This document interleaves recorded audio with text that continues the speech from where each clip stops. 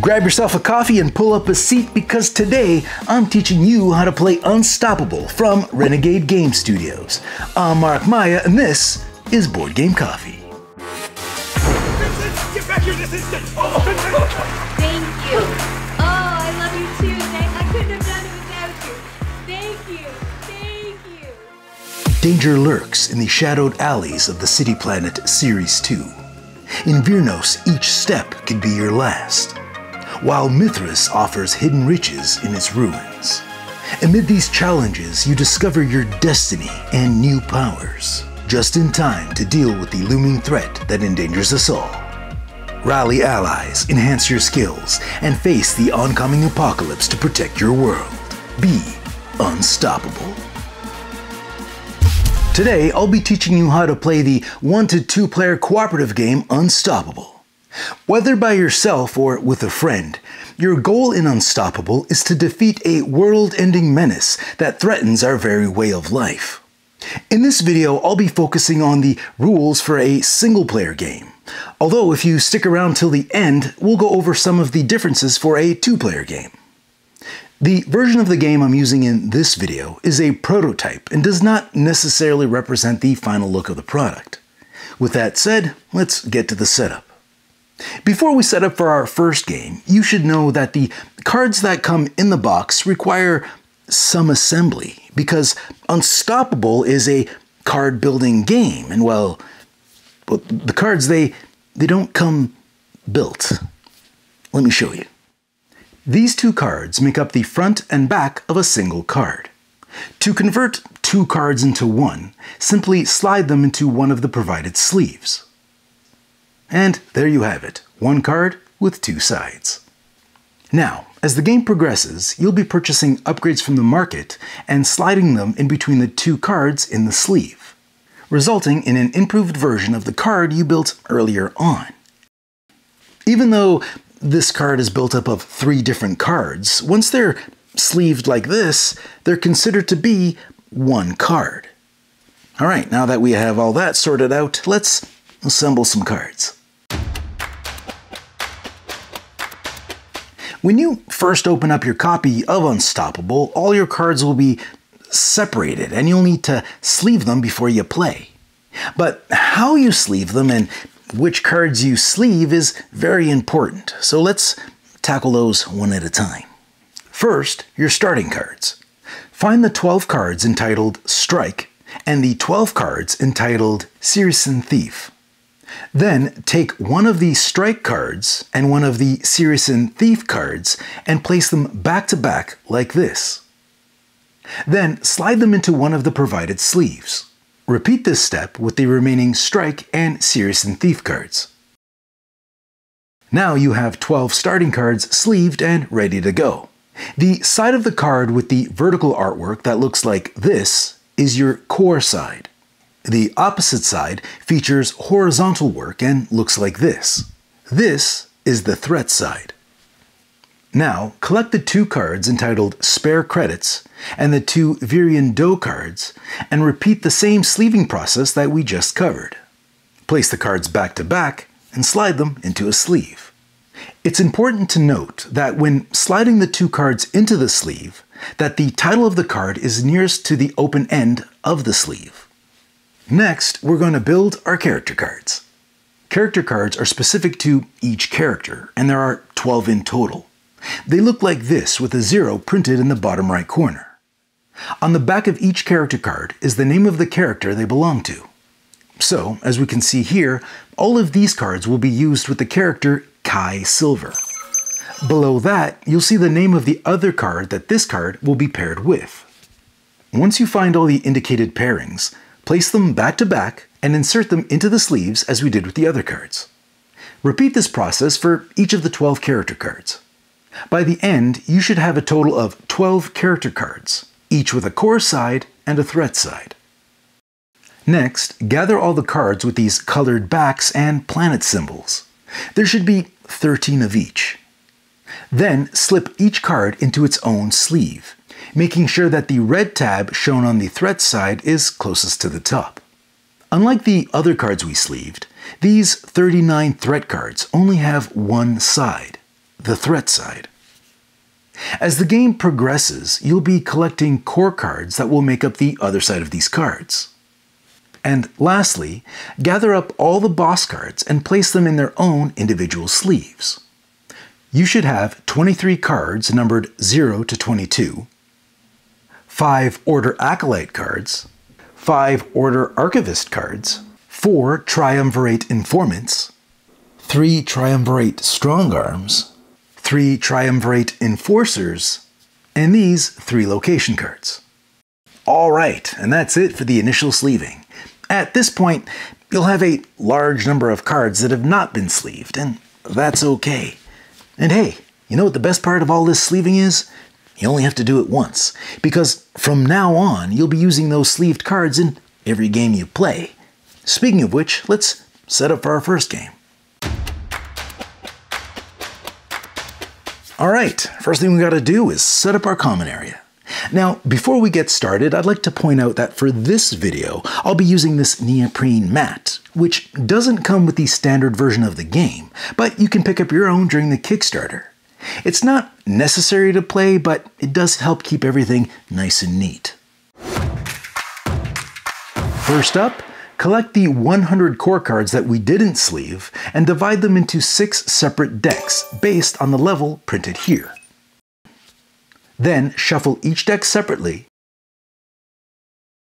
and line them up on the table from left to right in ascending order. So, first your level 1 deck, followed by level 2, 3, and so on. This will be your main draw area during the game. Upgrade cards come in 2 different shapes, but regardless of their shape, shuffle all 36 upgrade cards together to form one deck.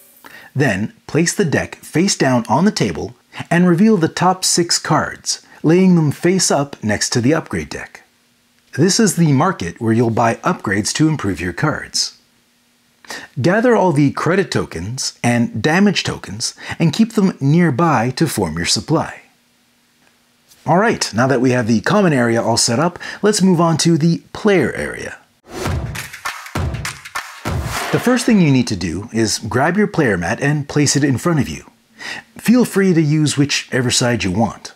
Take a silver marker and place it in the 0 slot of your armor track, and place a red marker in the 10 slot of the health track.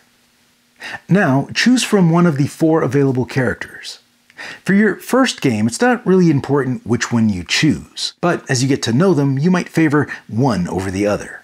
Place the portrait of the character you chose into the portrait space on your player mat.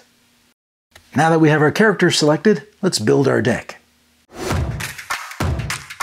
Your character deck will consist of 10 cards, and which character you selected will determine which cards you get. On the back of your portrait card, you'll find a list of 3 cards. These cards are specific to the character you selected. So, since we're playing as Kai Silver, we can see that our starting cards include Guard Squadron, Cultivate Power, and Price of Business.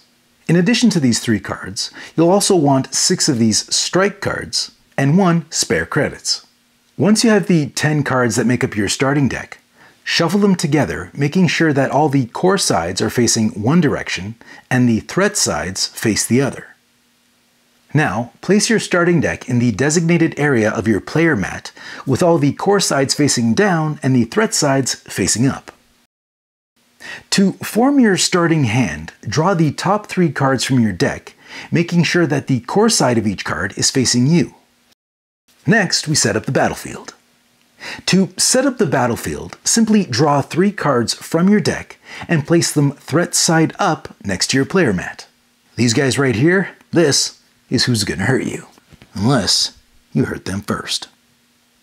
Now, take 3 credit tokens from the supply and add them to the designated holding area on your player mat. This is what you'll use to purchase upgrades for your cards. Collect the 6 action point discs in the color of your choosing and place 3 of them on the action point space of your mat.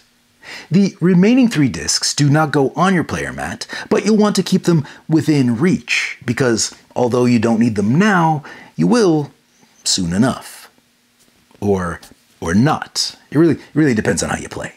Last but not least, find the 2 level discs of your chosen color, stack them together, and place them above the level 1 core deck in the common area. Alright, this is the part where we select which of the 3 bosses that we want to take on. Each boss has its own setup instructions and offers a different challenge, but we won't be covering each of them in this video. Instead, we'll be focusing on the Harbinger boss. But once we walk through the setup required for one boss, you'll understand the steps you need to take to set up for the other bosses and contend with their unique challenges. Once you've selected the boss you want to take on, in this case the Harbinger, place their boss mat on the table face side up. The instructions for setting up each boss is written on the back of their boss mat. So according to these instructions, the first thing we need to do is find the 10 Order of the Harbinger cards, which are indicated with this icon. Then, from those 10 cards, remove 1 Order Acolyte and 1 Order Activist and shuffle both cards into your player deck. If you're playing a 2-player game, repeat this process for the other player's deck as well. Once that's done, shuffle the remaining Order of the Harbinger cards and place them threat side down near the boss mat to form the boss deck. Next, we need to construct the threat deck. Grab the group of cards with these indicated icons on their back and shuffle them together. Then, place them threat side down next to the core decks. Once you're done with the instructions on the back of the boss mat, flip it face up again and place the danger marker on the 0 space here. At this point, you're going to want to decide what difficulty level you want to play: normal, hard, or expert. The only difference is how this danger marker moves along this track. You see, at the end of every round, the danger marker advances 1 space along this track. If you're playing a normal game, you'll skip all the spaces with this green border while moving. If you decided on a hard difficulty level, you'll skip all the spaces with this yellow border. And if you're feeling super confident and you want to play this in expert mode, you'll skip all the spaces with this red border. For this video, we'll be playing at the normal difficulty level, so we won't have to worry about skipping spaces until right here at the end. Now that we're all set up for our first game, let's take a closer look at the cards. Core cards make up the front side of your sleeved cards. They represent the powers, resources, and support available to you. The title of your core card can be found here. This represents the number of action points required to play this card from your hand. This symbol here indicates which faction the card belongs to. Many game effects and keywords are linked to these factions. Core cards come in 2 different types: Ally, as we're seeing here, and Tactic. Tactic cards are discarded after use, while allies remain in play. The card's effect is listed here in this window. Some cards have multiple effects that you can choose from, while others allow you to perform all the effects listed in any order you want. This number here is the card's level and indicates which core deck that the card came from. These are threat cards. Threat cards make up the backside of your sleeved cards.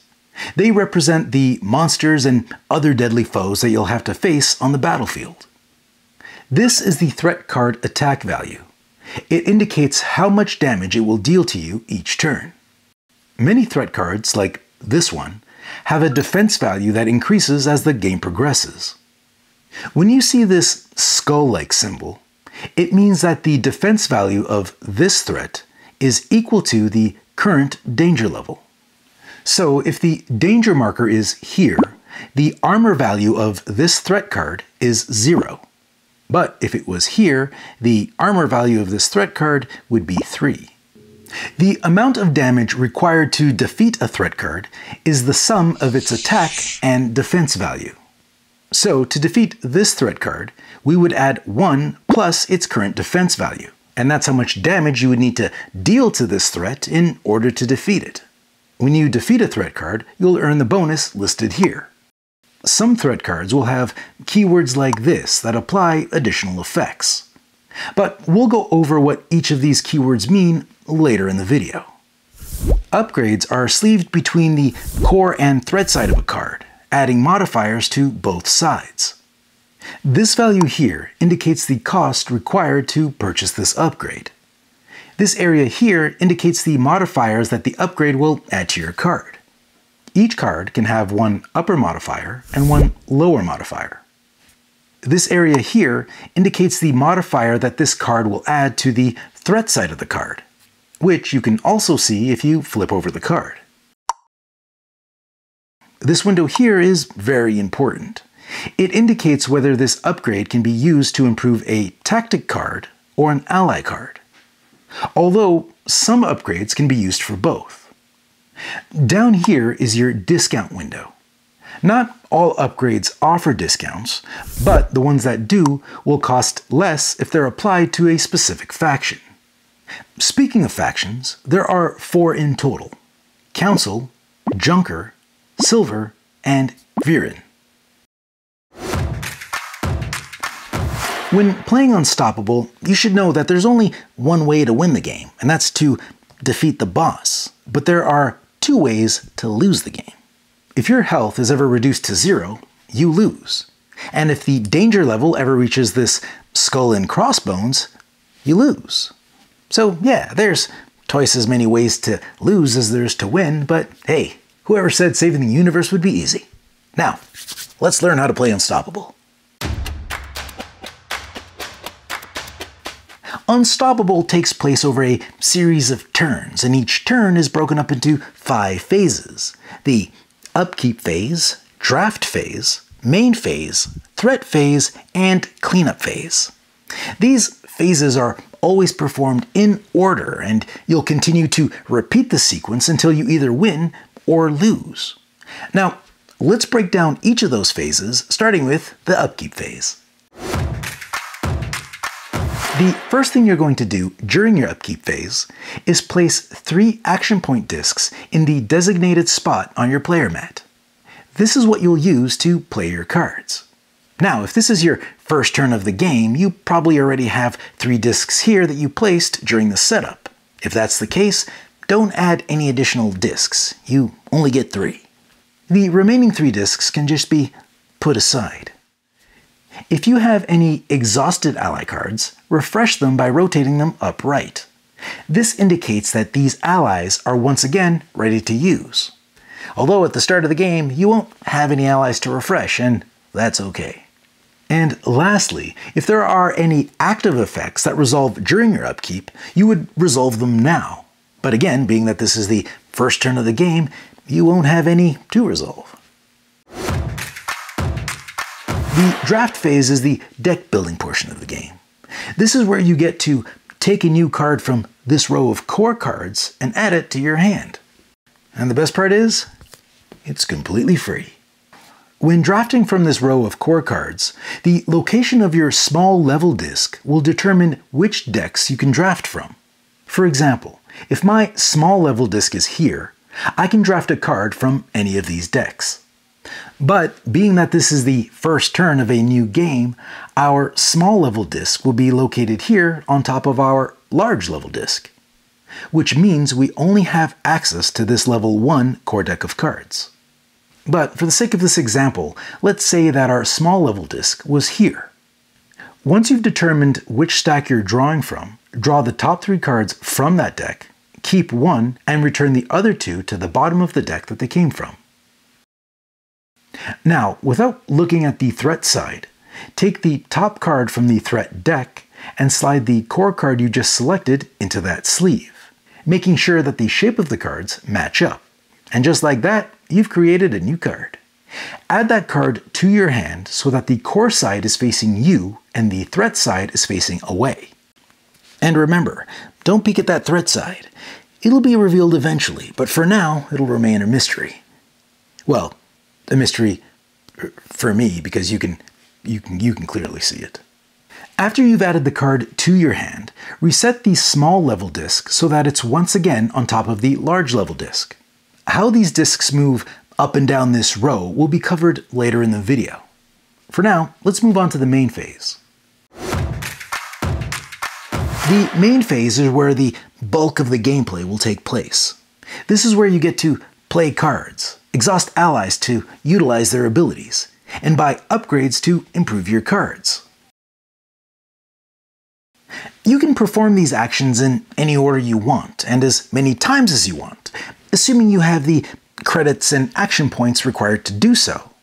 But keep in mind, each action has to be completely resolved before you can start the next action. The main phase ends either when you choose not to perform any more actions, or you can't perform any more actions. That said, let's review how we perform those actions. To play a card from your hand, you'll need to spend the action points equal to its cost. To do that, simply remove the appropriate amount of action points from your player mat and just set them aside. When you play a tactic card, put it in front of you core side up and resolve the listed effect. Some tactic cards have multiple effects, either because the core card itself already had multiple effects listed, or an upgrade on that card added an additional effect. But either way, if the tactic card you played has multiple effects, you're free to resolve those effects in any order you want. Once you've resolved all the abilities on a tactic card, it stays in play until the cleanup phase. And this is very important because many card effects will refer to faction icons of cards that are currently in play. Ally cards are played the same way. Pay their cost and play them in front of you. But how they work is a little different. You see, the effects written on an ally card don't trigger when the card is played. You see the symbol here? This symbol means that to activate this ability, you'll need to exhaust this ally. To exhaust an ally, just tilt the card on its side like this. Once an ally is exhausted, trigger the ability listed on their card. When you exhaust an ally with multiple abilities, you're going to have to choose which of those abilities to trigger. The other one goes unused. Ally cards with upgrades may also add additional effects when the card is exhausted. Once an ally card has been exhausted, it can not be exhausted again until it's been refreshed. But that won't happen until the cleanup phase. So effectively, you can use your ally abilities once per round. We've talked a bit about upgrades and how they work, but how do you buy them? Each upgrade has a cost listed here. This cost is paid using credits. So if I want to buy this upgrade, I would pay for it by spending credits from my player mat and returning them to the supply. At that point, I would take the upgrade I purchased and apply it to either one of the cards in my hand or one of the cards I have in play. When adding an upgrade to a card, simply slide it into the sleeve between the core card and the threat card so that it looks something like this. Each card can have a maximum of 2 upgrades applied to it, a top portion and a bottom portion. Once an upgrade has been applied to a card, it can no longer be removed or replaced, so choose wisely. Keeping that in mind, you cannot buy upgrades if you don't have a card in your hand or in play that can receive them. Once you've added the upgrade to your card, refill the empty space in the market with the top card from the upgrade deck. Now, I've mentioned this earlier, but it's worth repeating. Upgrade cards with the keyword Tactic can only be applied to Tactic cards, and those with the keyword Ally can only be applied to Ally cards. If the upgrade card uses both keywords, then it can be applied to either a Tactic or Ally card. One of the main things you'll be doing when playing cards or exhausting allies is dealing damage to the threat cards on your battlefield and this one threat card on top of your deck, also known as the on-deck threat. When you see a symbol like this one with a number in it, it means that you are dealing that much damage to a single target. You can't split it up between multiple targets. To indicate which target this damage is being dealt to, take damage tokens from the supply and place them on the threat you're targeting. If the card you play has separate instances of this damage icon, you can target multiple threats. So in this example, you can see that this tactic card has 4 damage dealing icons. Each of those icons has a value of 2.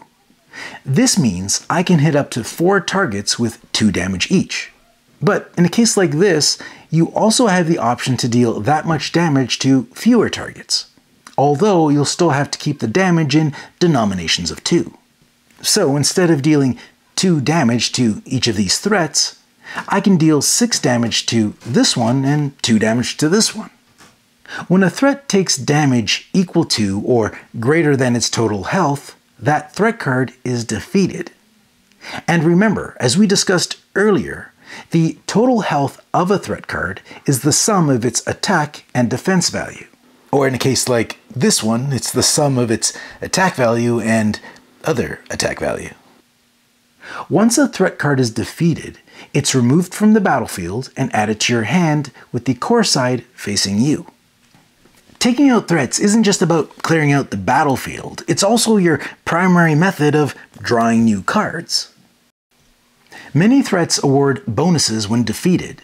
These bonuses aren't optional and are resolved as soon as the card enters your hand.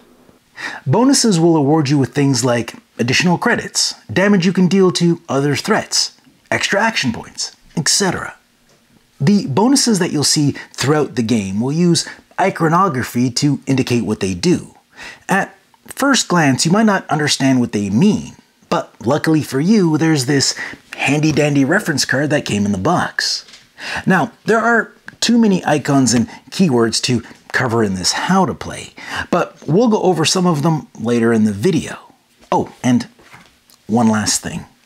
The damage you deal to a threat persists from one turn to the next, so you don't have to deal lethal damage to it all at once. You can deal some damage now and then some damage on your next turn, and then the next, until it's defeated. Alright, so we just learned how to deal damage to threats, but now it's their turn to hit back. The threat cards on the battlefield are considered active threats. This does not include your on-deck threat. This is not an active threat.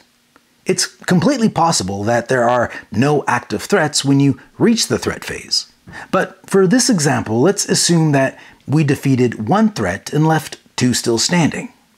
Each of the active threats in the battlefield will deal damage to you based on their total attack value. So in this example, I would take 1 damage from this threat and another from this threat. It's important to note that damage is always applied to your armor before it's applied to your health. Whenever you take damage, first reduce the armor by the amount of damage dealt, or as much as you can. If your armor is at 0, then continue applying the damage to your health track. If your health ever reaches 0, you lose immediately. There are a few factors to consider when calculating how much damage a threat will deal. Let's look at some examples. In a situation like this, you would add the value of these 2 damage icons together to determine how much damage this threat will deal. But as you might have noticed, this second damage icon doesn't have a value listed. Instead, it shows this danger level icon. That's this little skull looking like thing. Whenever you see this danger level skull combined with another icon, it means the value of that icon is equal to the current position of the danger marker. So, since our danger marker is currently in this space here, we can see that the danger level skull represents a 2. This means that this threat card is dealing 1 damage plus 2 damage, for a total of 3 damage. If the threat card also has an upgrade that shows a damage value, add that damage to the total. Now, if you're still alive after taking all the damage you were dealt in the threat phase, we move on to the cleanup phase. The cleanup phase is the part where you prepare your play area for the next round. The first thing you're going to do is discard all the tactic cards you played this turn by placing them in your discard pile. Then remove any remaining action points from your player mat. These unspent action points cannot be saved for later use. Next, reset your armor marker to 0. Now, continue adding threat cards to the battlefield from the top of your deck until you once again have 3 active threat cards. And lastly, advance the danger marker 1 space on the danger track. If the marker reaches this skull and crossbones space, you lose immediately. Earlier in the video, I mentioned selecting your difficulty level, normal, hard, or expert. This selection comes into play when advancing the danger marker. So here's a quick recap. When advancing the marker during a normal game, skip all the spaces with this green border. In a hard game, skip all the spaces with this yellow border. And if you're playing expert, skip all the spaces with this red border. As you move your marker along the track, you'll notice that some spaces have additional effects. These effects are completely optional, but if you want to use them, this is what they do. If you land on one of these spaces, you can spend 1 credit to eliminate 1 card from either your hand, play area, or discard pile. Cards you eliminate this way will not be used again for the remainder of the game. They're gone for good. The other optional effect you'll come across is this one here. When you land on a space with this icon, you have the option to refresh the upgrade cards in the market. To do this, remove any number of upgrade cards from the market, place them on the bottom of the upgrade deck, and refill the market row back up to 6 cards.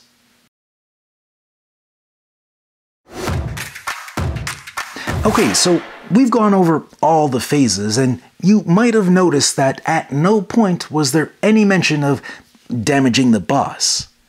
Well, you see, unlike threats, defeating the boss isn't about just dealing direct damage to it. The Harbinger, for example. Yes, it does require a certain amount of damage to be defeated, but the way you deal damage to the Harbinger is completely different than how you would deal damage to a threat, or any other boss for that matter. When taking on the Harbinger, you'll eventually end up with one of these Order of the Harbinger cards in your hand. The card itself tells you exactly what to do when you get it. In this case, it states that if the card is ever in your hand or enters play, it deals 1 boss damage to the Harbinger. Then it's instantly placed in your discard pile. And that's the only way you can damage the Harbinger. In a single-player game, once you deal 12 damage to the Harbinger, you win. For a 2-player game, you and your partner will have to deal a total of 24 damage. Other bosses will have different requirements needed to defeat them, and those requirements will be indicated on their boss mat. Defeating these bosses will require the usage of unique cards that only come into play when taking on those specific bosses. So you won't be using the Harbinger cards to deal damage to these guys. There are 2 situations in the game that will cause your character to level up. If your deck is empty and you have no active threats on the battlefield, you level up. Alternatively, if you need to add a new threat card, but you can't because your deck is empty, you level up. Now, regardless of which situation triggered the leveling up process, the steps you take when leveling up are the same. And while you're resolving these steps, everything else in the game is temporarily paused. The steps required to level up your character must be performed in the order they appear on your player mat. Let's go over these one at a time. Step 1. Advance both level discs by 1. It's important to note that your large level disc will never drop below this point, which also means when your small level disc is reset after the draft phase, it will also never drop down below this point. Step 2. Discard all tactic and ally cards that you have in play. Then discard cards from your hand until you're only holding 3. Step 3 is optional. If you want, you can eliminate any 1 card from your hand or discard pile for free. But remember, when you eliminate a card, it's out for the entirety of the game. Step 4. Resolve any boss-specific effects that trigger when you level up. These effects, if any, are printed on the boss mat. In the case of the Harbinger, the boss mat is telling us, when we level up, take the top card from the boss deck and add it to our discard pile. Step 5. Shuffle all cards in your discard pile and place them on the player mat threat side up. And there you have it. You now know all you need to complete a full round of Unstoppable. From this point on, you would simply repeat the sequence of phases, starting with the Upkeep Phase, followed by the Draft Phase, then the Main Phase, Threat Phase, and lastly, the Cleanup Phase. You'll continue to repeat the sequence until you either win or lose. At this point, you know enough to start up your first game of Unstoppable. But if you want to stick around, I'll be going over some of the icons and keywords that you'll encounter during the game, as well as cover some of the additional rules required for a two-player game. As mentioned earlier, we won't be going over all the icons and keywords that you'll come across while playing Unstoppable, but we will be going over quite a few of them. For everything else, there's this handy little reference card that came in the box. We learned earlier in the video that leveling up means that both your large and small level discs advance simultaneously, and that the position of the large disc is permanently improved. But training only refers to your small level disc, and it is not permanent. When you see this icon, it means that you get to train one level. Training means advancing your small level disc one level from its current position. Mind you, if your small level disc is already at the 6th level, then nothing happens. Some threat cards will have this additional defense value printed on it. When calculating the total health of a threat card, just include this additional value in your calculations. When you see this red and black damage icon with a number in the center, it's referring to the amount of damage that is dealt to the boss only. You cannot use this damage to target a threat. Each faction has a keyword that is specific to what they do. So if you ever see words like bargain, conspire, focus, or unite show up on a card, refer to the faction keyword section of your reference card to see what they do. In general, these keywords will be associated with the number of specific faction icons that appear on cards in your hand or in play. For example, let's take a look at this Worker Mutiny card. In addition to dealing damage, it reads, Focus, refresh X allies. The keyword focus is in reference to all the cards in your hand and in play that belong to the same faction as the card you're playing.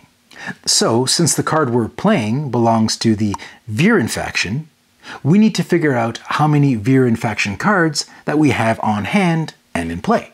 Let's see. Currently, I've got 2 Viren faction cards in my hand, and counting the card I just played, I have 3 Viren faction cards in total. So, X in this case equals 3, meaning I would refresh 3 allies. In addition to the reference card, there's also a reminder at the bottom of any card that uses these faction keywords. While most faction keywords benefit from factions of the same type, the Unite faction keyword does the opposite. Instead of counting faction cards of the same type, it's counting the number of unique faction cards. Many threat cards have keywords such as Crazed, Fast, Rage, Taunt, and Terror. I'll go over each of these fairly quickly. For a more detailed explanation and examples, check out the reference sheet. When a threat card with the word Crazed is revealed for any reason, compare the Crazed value with your current health. If your health is equal to or lower than the Crazed value listed on the card, that threat card will deal 2 damage to itself. Threats with the keyword Fast do not count toward your battlefield limit of 3. So if my battlefield consists of 3 threat cards, but 2 of them show the keyword Fast, I would add 2 more threat cards to the battlefield, because those fast threats aren't counted, although they are still considered active and will damage you during the threat phase. In addition, if your on-deck threat card has the keyword Fast, put it into the battlefield right away. During the threat phase, discard 1 ally from play for each rage keyword on the battlefield. Unless stated otherwise, all damage that is dealt to your threat cards must be dealt to threat cards with the keyword Taunt before any other. This includes your on-deck threat cards. This means that to target any other card with damage, you'll have to defeat those taunt cards first. In a case like this one, where you have 2 taunt cards visible at the same time, you're free to target one or the other. If you use a damage dealing ability to target a threat card with the keyword Terror, you lose 1 action point. Mind you, if you don't have any action points to lose, you still deal the damage, but you don't lose the point. In a 2-player game of Unstoppable, each player controls a separate character, and they work together to defeat the boss. One of the best parts of teaming up with another player is that you both have the ability to attack threats on each other's battlefield. Although, if you defeat a threat on another player's battlefield, they get the card, not you. When it comes to setting up for a 2-player game, not much has changed. The common setup and boss setup remain the same, but each player performs a setup for their individual characters. For a 2-player game, I personally like this setup here, which keeps both players' battlefield in one general area. I found this helpful when dealing with each other's threats. Winning and losing the game still works pretty much the same. The biggest difference is, if one player's health reaches 0, then both players lose. The other big change is that the boss's health is increased. As you can see here with the Harbinger, instead of having to deal 12 damage as you would in a single-player game, you'll have to deal 24 damage in a 2-player game. Everything we learned to play a single-player game still applies when playing a 2-player game. The only difference is that all the phases are played simultaneously. So you'll complete your upkeep phase simultaneously, you'll draft cards simultaneously, and you'll take actions during the main phase simultaneously. You get the idea. If you ever get into a situation where both players want to do the same thing at the same time, just discuss it amongst yourselves on what option would be best for the team. And during the threat phase, a player's threats will only deal damage to them. And that's it. I hope this video helps, and I hope you enjoy playing Unstoppable. See you next week. Thanks for joining us. If you like this video and you want to see more, subscribe to our channel. It's the best way to keep up to date with everything we do here at Board Game Coffee. But if you want to see more right now, we got plenty of videos to choose from. And if that's not enough, follow us on Instagram, Facebook, and Twitter. I'm Mark Maya, and this is Board Game Coffee. And remember, have fun, keep gaming, be social. See you next week.